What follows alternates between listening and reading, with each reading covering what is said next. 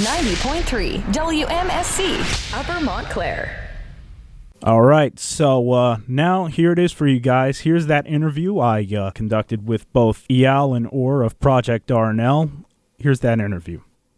So let's start from the beginning. How exactly did this whole project form? So Project RnL started a few years ago, which was basically just me and Ray Livnat, the singer.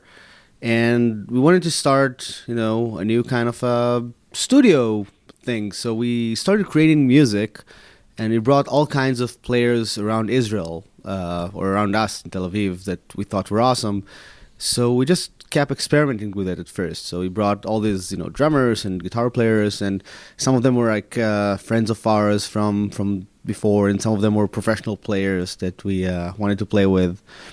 And basically that was just the beginning. We did all the covers and originals, but it was all meant as the studio experiment, hence the name, Project RnL. And after a while, I moved to New York, and I did a whole bunch of stuff in New York. And when I got back, we decided that we want to form a real band. And that's where we found some people who were playing on our tracks before, like Amir and Sharon Petrover. But we also met a few new people, and one of them is Lubianiker, our bass player. Right on. Hi. So now we're a full-on live band, and we're about to tour the world, basically. Nice. How did I was going to ask this a little later, but how did those collaborations with Jordan Rudess start? So what happened was, after one of the videos that we created, we had one video that used Jordan Rudess's app called MorphWiz. He develops all these synthesizers for iPhone and iPad. And we played one of them in one of our songs, and he, I guess, really liked it. And he basically started posting our songs on social media everywhere. And I responded to one of the posts, and he wrote to me back. And we started talking, and we had a cool chemistry going on. So we started working on a project together, and started creating songs with iPhone and iPad apps. And later on, this grew, and he invited me and Ray to collaborate with him on some of his apps. We created sounds. We created all these tracks that were using his apps in a funny way. And then later on, when I moved to New York, we collaborated on a higher level. So I worked on a lot of his apps. We did a bunch of crazy tracks by him, by me. I helped him produce all kinds of like tutorials and all kinds of music educational stuff. So we've been working together for quite some time.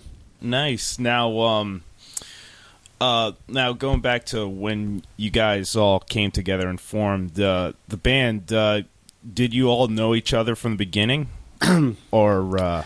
So it's a complicated story. Me and Ray knew each other before, and Alon used to be in a band with me before RnL existed. Sharon, our drummer, we met when I was running the studio in a small town near Tel Aviv, and he would go there and jam. So we would jam, and I got to know his bizarre mind, and we had a cool chemistry going on. And Or is a different story. You can probably tell it better than I do.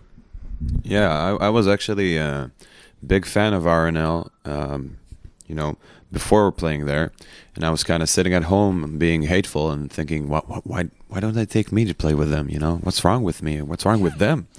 And so some time passed, and I saw Eyal posting that he's looking for a bass player and a drummer for a project. So I thought it's another song, but I was like, I don't know, maybe too proud to tag myself and just start sending him messages. So, but fortunately enough, like other people and friends, they tagged me, and shortly after, he just gave me a call, and we met up, and it's been going on ever since. Now, was using YouTube to get your stuff out there part of the plan from the beginning? Yeah, totally. The YouTube thing was something me and Ray talked about from day one, because I was living in England for a while, in Liverpool, and I remember being there after I've had a bunch of bands in Israel, and I did all these, productions. And I remember thinking that the whole CD album thing is not relevant, not to me and not to anybody else I know, because everybody are listening to music all the time through YouTube. When people ask me to play them a song or they'll want to play me something, they'll go on YouTube. So we really wanted to do something that's going to work in that medium. I mean, it could be released on a CD or anything else, but we wanted that to have that video impact right away. So everything we create, up until now even, we try to have a video for everything. And it really helped us in terms of views and people talking to us and approaching us, like Jordan and all these other guys that we collaborated with. And yeah, it was a really good for us, like the process with YouTube, and we feel like we've grown with the whole internet scene in that aspect. Nice. And I see it's worked very well for you guys. So, now, obviously, big news is that, let's move on to this. You guys are in the middle of recording your first studio album. So, how's that coming along? Yeah, so the album thing has been postponing for a while. We kept wanting to release it, and it was never a good time because I moved to the States, I got back. And after I got back, we had some of the band members going on tours, and every time it was the bad time to do it. But I think right now, with the lineup of the band being so solid and everything else that's going on, so it's definitely the right time. So we've been working on it. We've been gathering new materials, and we've also been rearranging all the older materials. So. In all of our live shows, we developed a lot of sections and a lot of ideas that maybe started as a song would start maybe as a 1 or 2 minute song or a 3-minute song, and we turned it into this 7-minute piece. So we feel like the album is going to represent a lot of our previous compositions, but in a newer light, and also bring out a lot of newer compositions that we've been working on that we're really happy about. So I think it's going to be a good mixture of things. Yeah, because I was about to say now, like, some of them have, like, very different arrangements from what it did when it started. I could see that you guys added a bit of a Brazilian influence, it seemed, into some of these. Well, where did that come from? I think that we're so, like, diverse in what we like in this band. I mean, yeah, of course we have some Latin influences, but I think that that's mainly because Latin music is like communicates very well with what we want to do in a form that it has layers of rhythm and really a lot of context. Each instrument serves a purpose and comes on a certain time, and we kind of like this attitude when we make our own music, because we have a lot of linear parts and a lot of grooves that are basically composed by the entire band being a rhythm section, including even the vocals. So we kind of connect with the Latin world on that, and besides, Eyal and all the guys in the band really like Latin musicians, because there's some really awesome ones. You guys are embarking on a tour as well for the U.S. and Europe. Is this your first time doing this kind of thing? And I know Eyal's played in the U.S., right? But have the rest of you guys played in the U.S. before?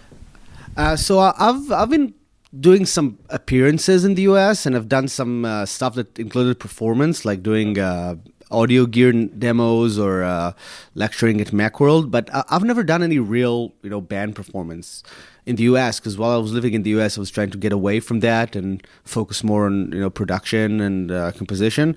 But this is definitely a first thing for us, coming like that. I know that some of the band members, like our drummer, has performed in the U.S. doing Jewish music groups and other stuff, but he's never been here as a part of a creative ensemble. So this is really big for us. That this year's trip kind of came about just because we're all going to NAMM and playing some gigs over there for companies that we use their instruments. So we booked all these shows in the East Coast as well for our friends at the New Jersey Prog House and in the Shapeshifter Lab in New York City. And we're really happy about it. It's our first time doing something like that, especially the European thing, which is going to be huge. It's going to be over a month of all these countries and places we've never been in. And we're actually super excited about just bringing our music to all these audiences. All right. So that brings us down to our last question, and probably the most important question you'll be ever asked in your life. Is it pronounced prog rock and LOL or prog rock and lol? So it's totally prog rock and lol, as you can see, which is totally different from rock and roll. Rock and lol is a whole new genre as well as the prog side of it. So just sounds better. I understand the thought process behind that one. And that should pretty much sum it up. I'd like to thank Project RnL for taking the time out to speak to us. They'll be playing at the Roxy and Dukes Roadhouse in Dunellen, New Jersey on January 26th, a.k.a. the day after this episode airs. It's been a pleasure. So, as I said beforehand in that interview, they'll be playing tomorrow in the Roxy and Dukes Roadhouse in Dunellen, New Jersey, sponsored by NJ Prog House at 7:30. They're still selling tickets right now. And Friday, the 29th, in the Shapeshifter Lab in Brooklyn at 7 o'clock. Go see them while you can. I'll probably be going to the Friday show myself. I hope to see some of you people out there as well. And among the things you would see at one of these shows is that Project RnL are also notorious for their covers of songs, rearrangements that are completely different from the original. I mean, you'd still know it's the original song, but they end up getting pretty unique. Like this one, this cover of Eminem's "The Real Slim Shady." No, really, I'm serious.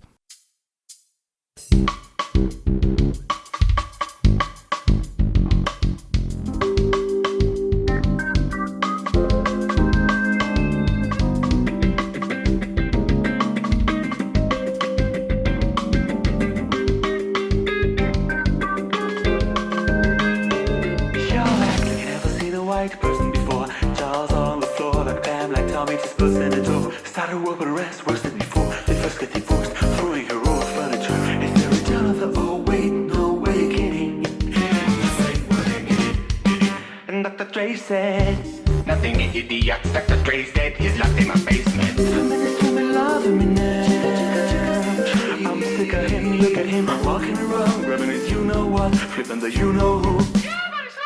Yeah, probably got a couple of screws up in my head.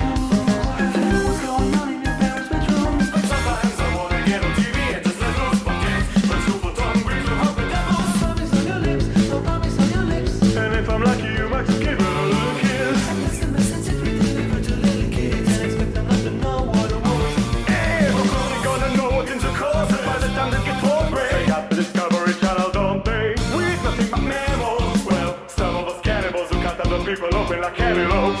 But if we can hunt dead animals and antelopes, then there's no reason why a man and another man get it on. But if you feel like I got the antidote, we will make the penny holes. Then the chorus and goes. Some Slim Shadys, I'm the real Shady. All the other Slim Shadys are just imitating. So won't the real Slim Shady please stand up?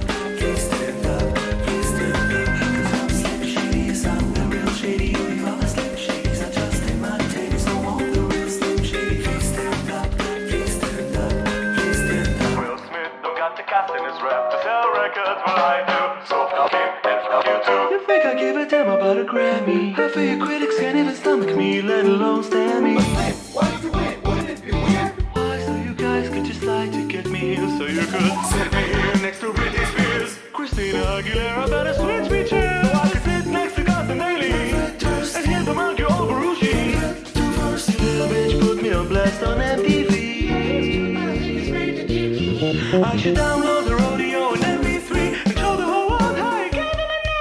I'm sick, you little girl and boy. So you do this annoy me, so I have been sitting here to destroy you.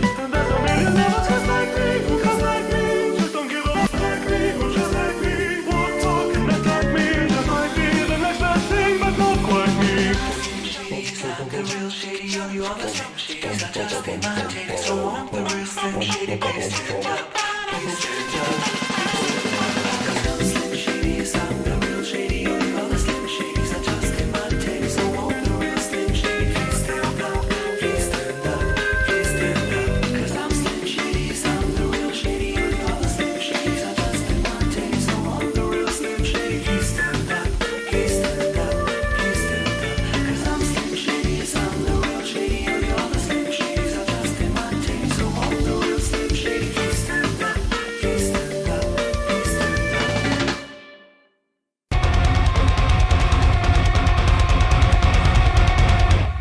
Hey, it's Dan from After the Barrel, and you're listening to 90.3 WMSC Upper Montclair.